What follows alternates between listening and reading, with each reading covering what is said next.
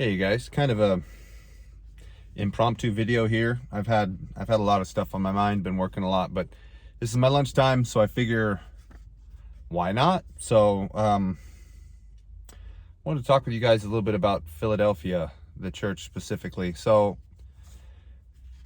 there's some things that really stand out that are relevant to our particular era, and then some that are clearly not.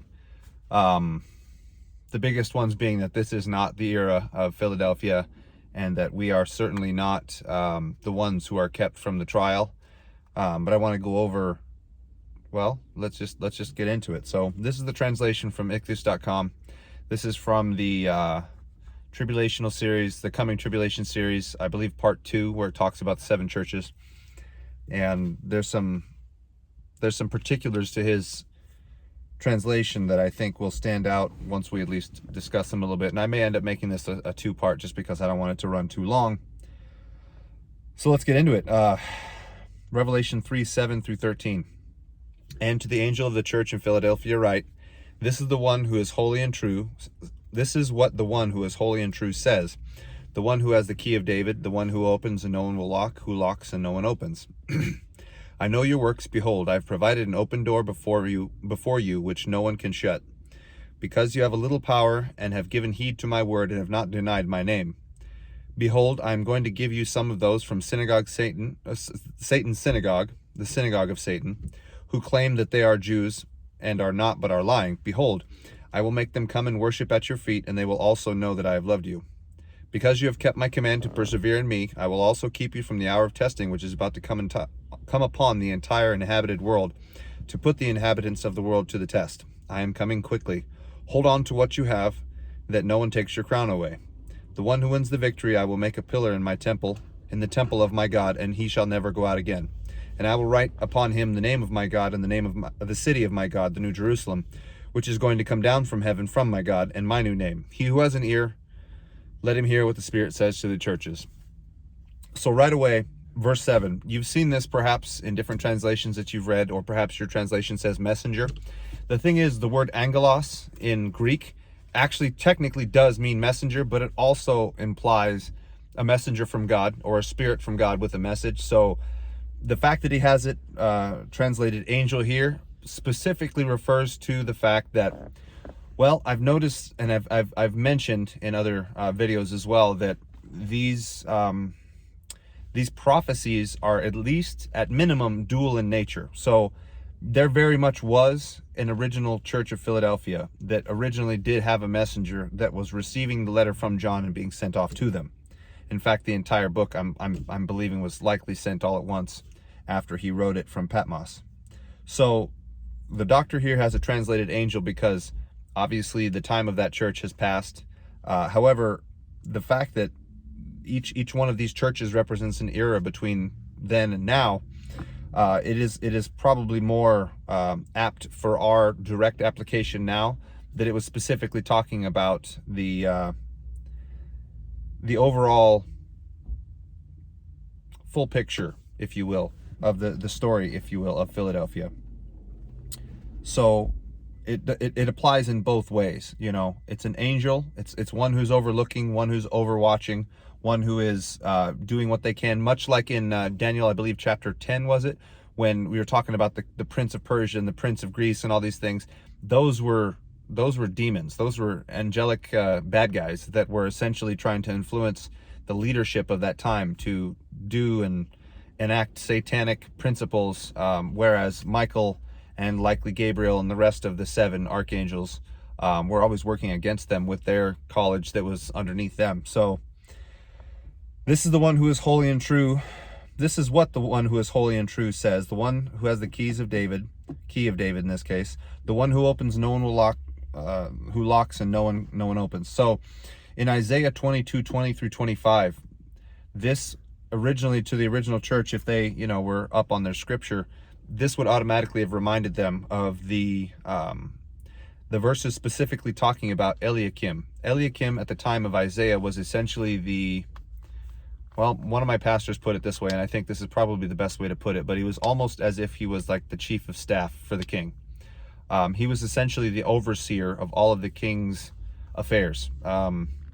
Chief of staff is probably the best synonymous position that we can apply comparing our particular government to the kingship in Israel. But Eliakim was said to be given all of these keys, and it didn't actually directly refer to him, except for the fact that it was a reference to how he basically had everything that David's lineage was in charge of in his hands.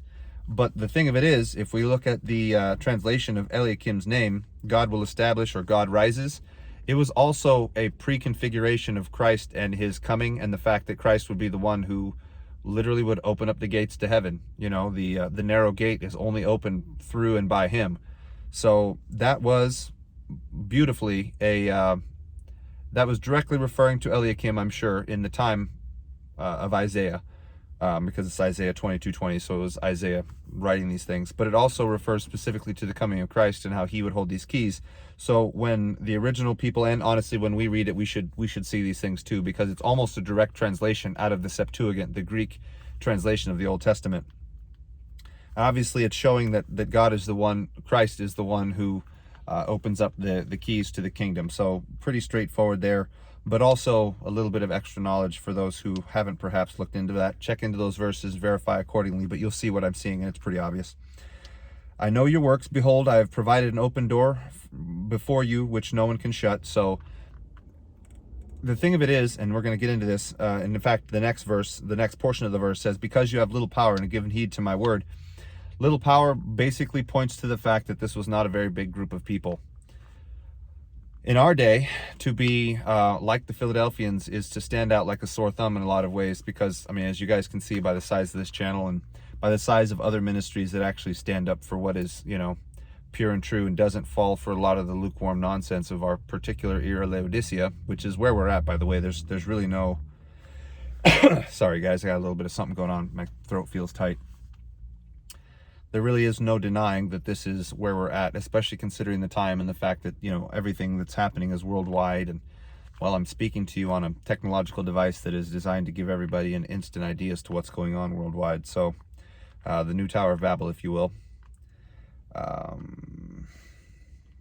These were reminders that this church specifically, even though they were essentially alone, castigated, put to the side, and treated terribly by that same synagogue of Satan that was mentioned earlier, in the seven churches. This refers in two-part as well. You know, during the time of the Reformation, they broke away from what? The Catholic Church. The Catholic Church had a political, religious stranglehold on Europe at large, a little bit of the East as well, but not quite so much at that point. But that was where the mass of Christendom supposedly was.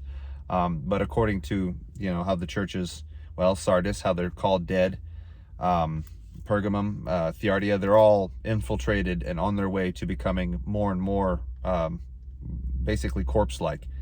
The reformers were a different story. You know, they protested, they wanted access to the scriptures, they separated away from what was at the time considered the church at large. But if we're looking at what the other churches were told by the Lord, they were clearly dead. It was at best, you know, it had crosses and it could point towards Christ, but the mass majority of people that were in them were not believers, and there was only those few that were choosing to walk in white, like in Sardis, for example.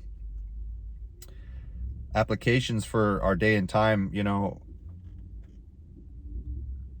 it is very tough. My one of my pastors, he pointed this out, and I'm gonna repeat and kind of paraphrase what he said, just because it stood out so brightly. But in a time where most Christians today are massively misbehaving and not doing their job and not growing and not learning the word, it's essentially as though the earth has become dark again.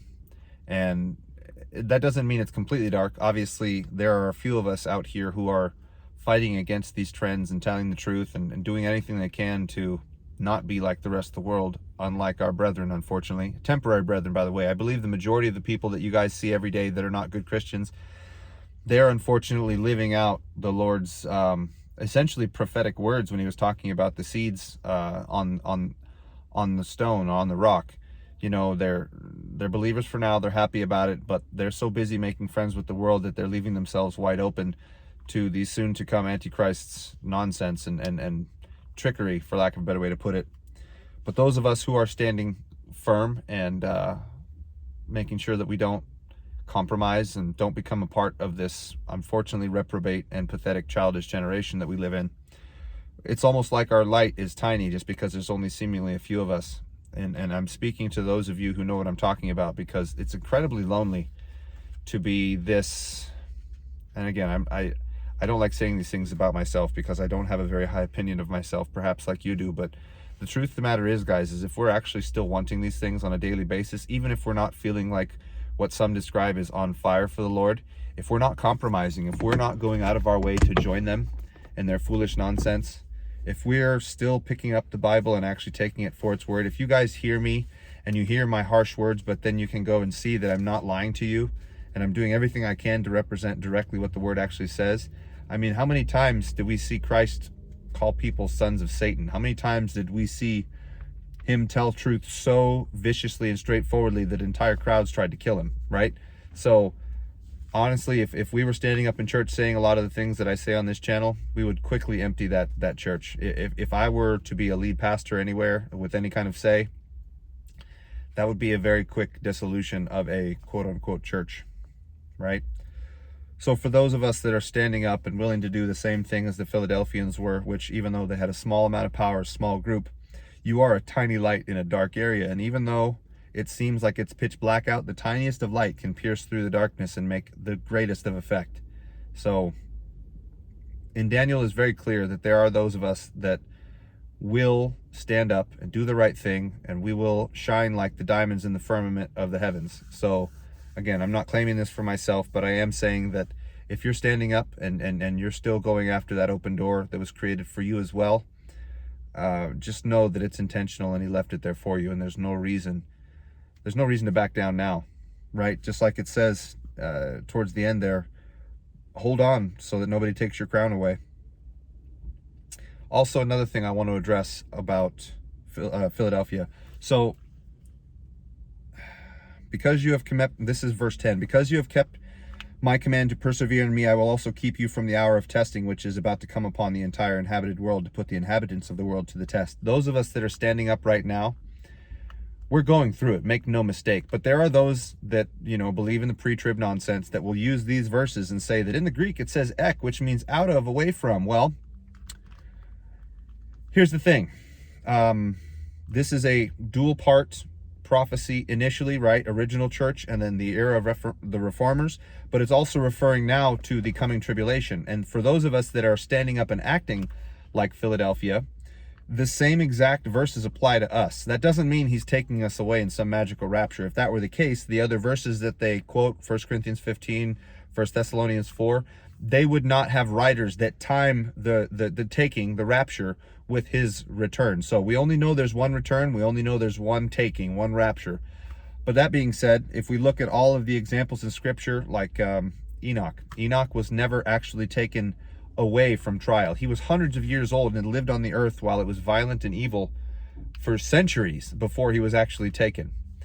There's no way that he avoided any kind of trial in this life, especially the fact that he, again, lived so many years while maintaining his faith and was part of that line of Seth that refused to fully compromise. Obviously, some of Seth's children did compromise, but they all eventually led to Noah. Noah went to the flood, eventually repopulated the earth, and the line of the Messiah was maintained as purely human. The truth is also like Elijah and Lot. They both had to go through all kinds of testing. For those that would say that Lot was a good example of somebody being taken out of the tribulation, Lot literally had the angels come to him and then was told it's time to go and don't look back. He was not told, grab my hand, I'm an angel, I'm going to whisk you away. No, the angels went through their violent dealings, and then Lot was required by his free will to not look back. And although his wife failed and every other member of his family except for his two, as we come to find out, evil daughters, he was brought through the trial. And unfortunately, he seemed to be the only one that was of any real faith or decency to actually follow the Lord and do what he was told. Elijah literally did battle with Ahab and Jezebel for years. The whole incident on Mount Carmel, that was not a small thing. That could have cost him his life at any moment. He was still protected and kept from being killed, from being judged, from being destroyed, from being stoned to death by all the people. Because remember, the mass majority of the north were very much against him. They were on the side of Baal, even though 7,000 refused to bow a knee, so they were still saved. He ended up out in the forest pouting after all of these things, getting fed by ravens, and then being taken, right? There is no example of anyone in the entire Bible ever being taken away from trial, only through it. And I do believe quite clearly that him saying, I will also keep you from the hour of testing, directly refers to the fact that though we may go through it, again, the third application, because the first generation didn't go through it, obviously they died off. The second generation of reformers also died off. But then there are those of us that, again, refuse to join in this evil, sinful generation because we're not in love with this world, because we are refusing to buy into the world's nonsense now. We will be kept from the privations of the tribulation. And this, to me, is a very, very clear picture, again, for those of us who wish to actually shine. That doesn't mean that we're going to be kept from being tested, tried, and perhaps even martyred for our faith by the evil people, but that has nothing to do with God's judgment and God's wrath. Remember, we're not supposed to fear the ones who can maim and destroy the body. We're supposed to fear the one who can burn our souls and body together in hell forever. So, to the one who wins the victory, I will make a pillar in the temple of my God, and he shall never go out again. That promise is just as much for us, those of us that refuse to move on now. And by the way, verse 13, he who has an ear, let him hear what the Spirit says to the churches. That is not a passive like we, for whatever reason, genuinely translated as. And my teacher notes this when he makes all of his writings, but he also writes what every other verse says so that it has some likeness to what people are used to, sort of to reduce the freak factor that may come across somebody's mind when they read that. But it is literally commanding anyone who has ears able to hear to listen. So that means that all of the messages to the church basically are calling upon all believers of all generations to accept these things and to push forward with it regardless. So thought I would share that with you guys.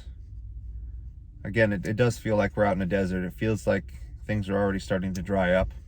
But again, for those of us that are being forced to deal with all of this nonsense now, we're dealing with the loneliness and the deprivation of fellowship and whatnot. First off, this is fellowship, believe it or not. I know I'm not there. I know we're not in some big group holding hands, singing songs in a building, but that does not mean a whole lick of much, considering all the people that are breaking all the rules, all the people that will soon apostatize. And sad update, if you guys haven't seen my videos on, the great apostasy, the likelihood of the mass majority of those who will leave the Lord, they live here in Babylon. They are not worldwide. The people who are worldwide are already under governments that are keeping them down, that are suppressing them. The majority of the people that will be martyred are worldwide. They are not here in Babylon. Again, we're so arrogant and self-preserving that we're more likely to end up in jail than we are killed off en masse. That doesn't mean perhaps people like me who have a big mouth won't be terminated quickly into the inception of the Great Tribulation, but we also won't have the reach that we have now. So maybe this voice will go quiet not long after everything starts, because once Satan is left on earth and the Antichrist is given full swing, things like this won't be allowed. So the fact that you guys are here together with me and learning and wanting to grow and move forward, you're doing the right thing. You're getting ready. There are going to come times where it is literally just your witness face to face with somebody, perhaps in jail, perhaps, the both of you guys are in slavery. Anyway, I don't want to get too negative or too dark, but I do want you guys to take heed. We are told very specifically that when we behave like these things, it's essentially as if we're a part of them. And I feel more brotherhood with Philadelphia and with Smyrna than I do with any of the other churches, although I do get lazy. I have had times of compromise, and I hope to God my repentance is still in line with the Lord's truth. That's what I hope, and I hope the same for you. I hope you guys all do better than me. Anyway, it's lunchtime. I'm going to get back inside, go do the thing, but you guys let me know what you think. Comment down below. Like, share, subscribe, all the YouTube things. Again, we should use this while we have it. It is the #1 platform in the world, so I'll be here as long as I'm able to be. And I really hope you guys are having an okay time. And if you're down, open this book, guys. It will help you so much. Philadelphia is a great example of people that were very, very few in number, but still got a lot done. And we have literally the power of God. So anyway, talk to you soon, guys. Have a good day.